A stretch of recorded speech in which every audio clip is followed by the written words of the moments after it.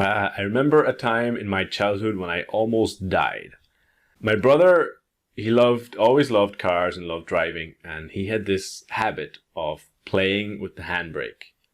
But he was older than me, he's 3 years older, and he understood when he could. He used to play releasing the handbrake, but only in places and situations he knew where the car would not go very far.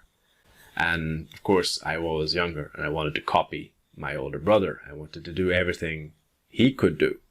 So my parents' car was parked outside of my grandmother's house, and I started playing with the handbrake. Now, I didn't really understand that when I released the handbrake, the car immediately went forward directly onto a main road. And like, people drive on that road usually at 60 or 70 kilometers an hour, like normally, you know.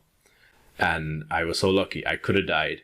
I really could have died. If a car had passed in that moment, I could have died for sure. And I was only 2 or 3 years old. You know, I just couldn't have known the consequences of what I was doing. But I was really lucky.